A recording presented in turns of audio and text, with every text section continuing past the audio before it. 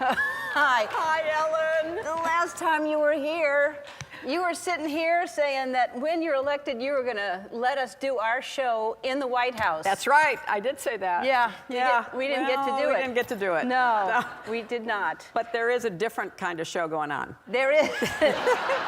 There is a show going on. I'm sure you're watching. But I'll talk to whoever's next and see if we can't get that done. All right. That's a deal? Yeah, yeah. I want to, yeah, exactly. Because I would like to do the show in the White House. Yeah. Yeah. Yeah. I'd love you to. I would love to do it. This is a dancing, too. Keep the dancing, yeah. right?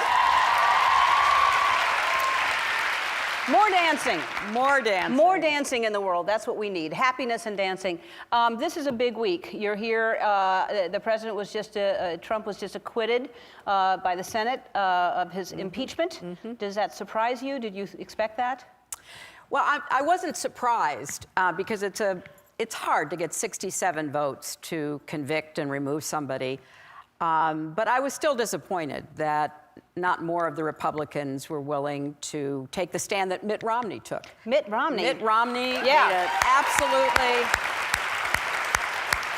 extraordinary speech on the floor of the Senate, talking about why he felt the weight of history on his shoulders and that he was going to vote to convict on one of the articles of impeachment.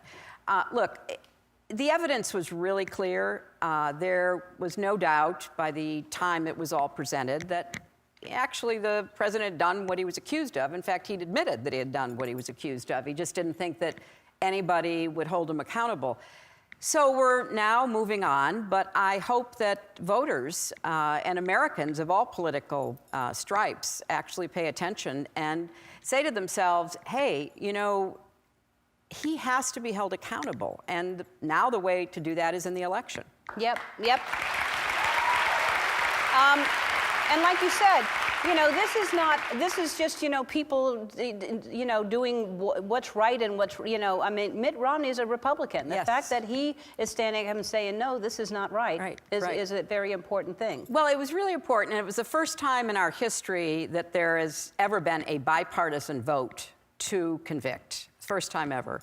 But also, if you actually listen, as I did, to what a lot of the other Republican senators said, they all said things like, this is terrible behavior, it was inappropriate, it wasn't right, he shouldn't have done it, I hope he doesn't do anything bad again, but I'm not going to vote to convict. So even the words of senators who ended up voting to acquit him need to be remembered because for whatever combination of reasons, they were not willing to take the historic stand that Mitt Romney took, who, remember, was the Republican nominee for president not so long ago, got more than 60 million votes.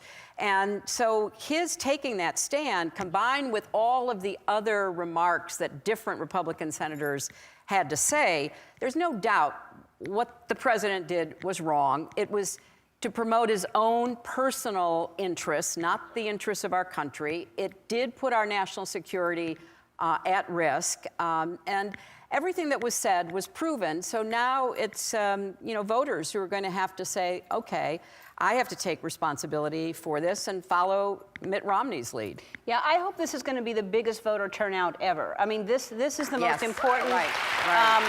I mean, we really, and now that you have a lot of these, the voters on the Democrat side they aren't ready to make a decision yet. Right. I mean, what do you say to these people who are still undecided? Look, the primary process is very long, it's very rigorous, it's difficult. Candidates will have ups and downs. I know that very well myself. And I say two things. I say, vote for the person that you believe can actually win in November, and the person who you think can govern our country, because somebody has to get in there and try to bring our country together and try to put us on the right track into the future and restore our democracy and our standing in the world. So it's those two factors. Who do you think can win? Because if you don't win, you can't govern. And who can best govern at a very difficult time in American history? Because it seems to me more than ever, we need somebody who's going to go in and be able to kind of steer this ship in the right direction instead of going to an extreme. Yes. Do you have somebody you're leaning towards right now, or will you even say? No, I am saying the same thing to everybody.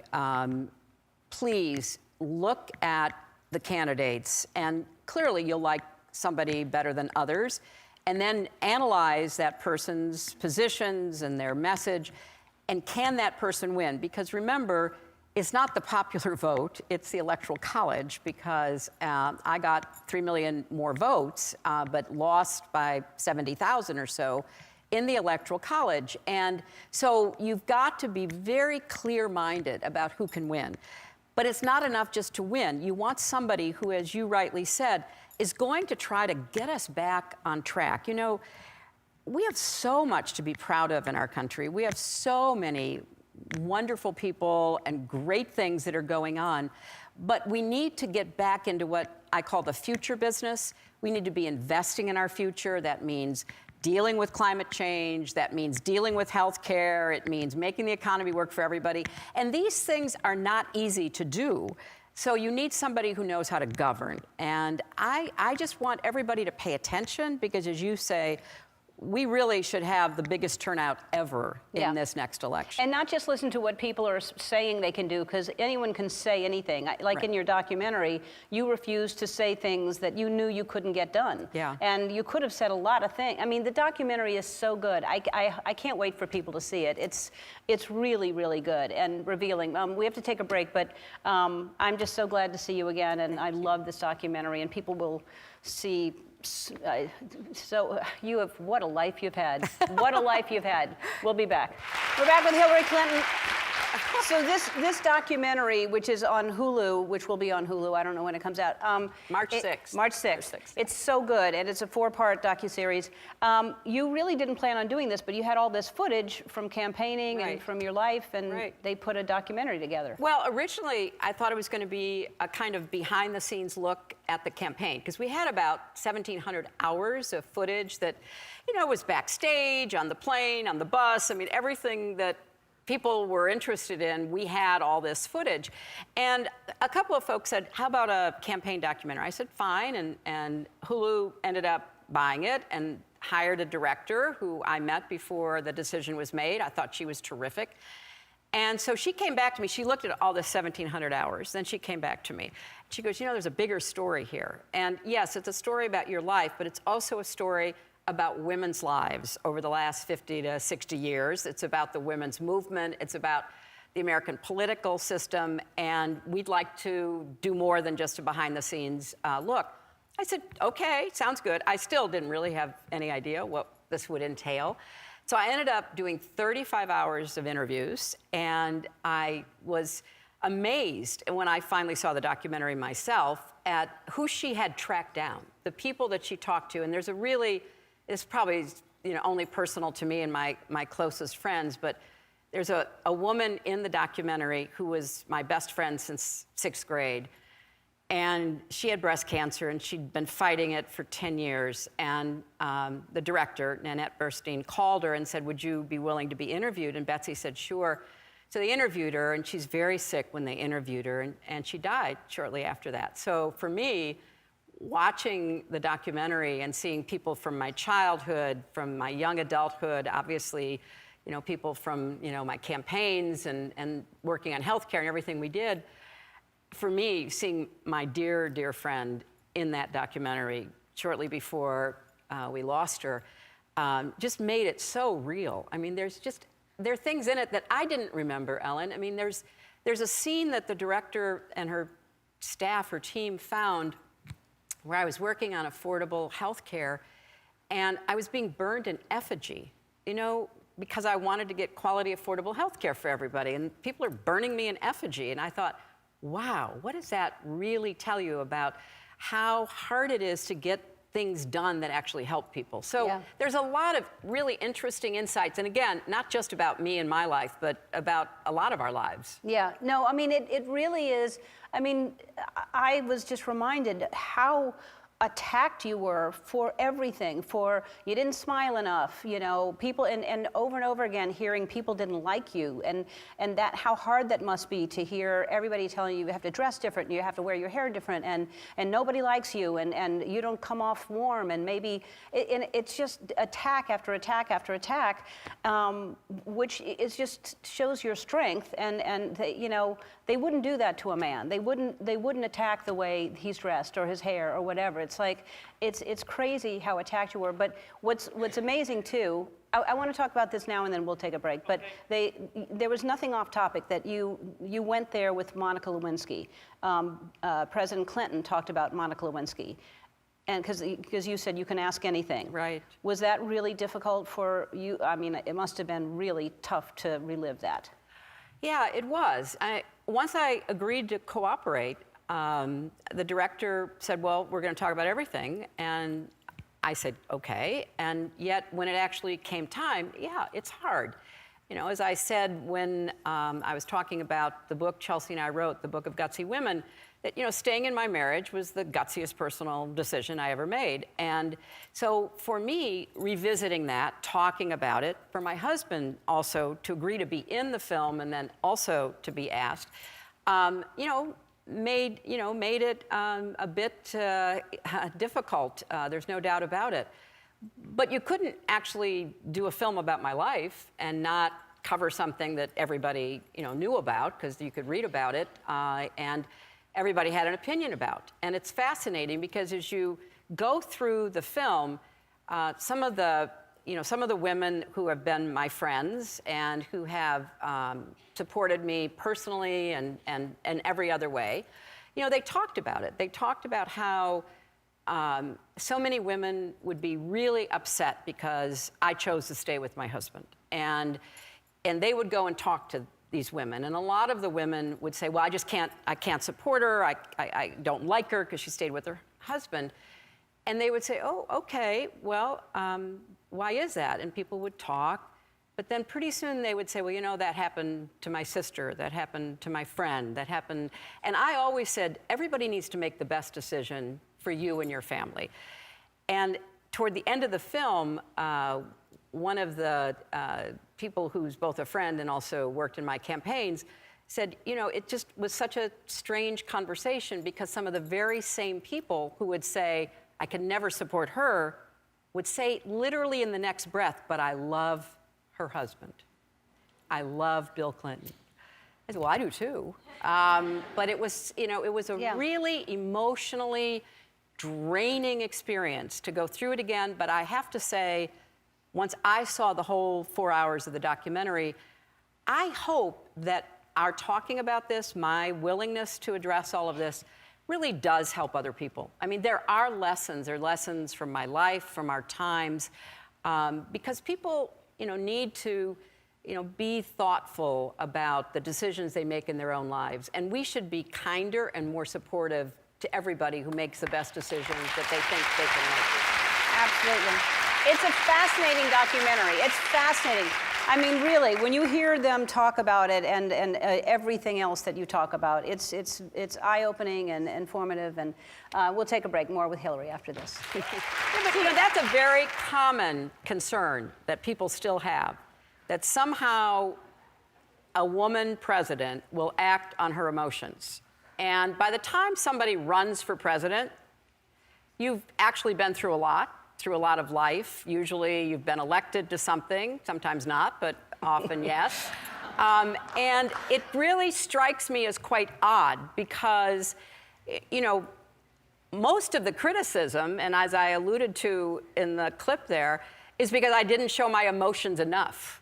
You know, I wasn't emotional enough. I should have been, I don't know, emoting more. But I thought, you know, it's such a highly responsible, awesome job being president that I needed to demonstrate that, hey, you know, I can handle this, I can do it, I'm not gonna get, you know, knocked around. And now, you know, we've got one of the most emotionally acting out people ever in the history of our country in the White House. And I don't hear anybody saying, he's just too emotional, you know? Yeah. So we still have a ways to go until women are going to be judged by the same standards instead of the old double standard. Yeah, right? it really is crazy. We can really see something for what it is, but we're so used to being women and being taught to stay quiet or smile more or whatever and not yell and just it's a really great documentary. You're getting some heat for some stuff you said about Bernie Sanders. It must feel good that you can say whatever you want now, but you want to talk about that moment? Well, it's from the film, which was probably filmed, I don't know, a year and a half or so ago. So it wasn't like in the midst of the election. But yeah, I feel like I have a pretty clear perspective about what it's going to take to win. And as I said earlier, that's what I think the key calculation for any voter has to be. But, you know, people can have their own opinions about anybody in public life. That's a free country. You get to do that. But I think, as I say in the film, you know, you've got to be responsible for what you say and what you say you're going to do. We need to rebuild trust in our fellow Americans and in our institutions. And if you promise the moon and you can't deliver the moon, then that's going to be one more indicator of how, you know, we just can't trust each other. So it's not good theater, it's not maybe good politics anymore, but I think you should tell people what you mean what you say, and have some sense of responsibility for how you would get anything done that you talk about. So, like healthcare, let's take healthcare, for example. Look, I want quality, affordable healthcare for everybody. And I've been fighting for it for more than 25 years. I've been burned in effigy over it, all of that. I want to get there, but let's remember what's at stake. We have a current president who's trying to take away fundamental healthcare rights. Like, if you have a pre-existing condition, they are in court right now, the Trump administration, trying to take that right away that you got under the Affordable Care Act. So we can have a big argument about ideally what kind of health care we should want for everybody, because I'm on the front lines on that battle. But let's remember, if we don't win, people will lose what they have right now. So I just want everybody to understand how high the stakes are and to hold every candidate and every public office holder accountable for what they do or they don't do.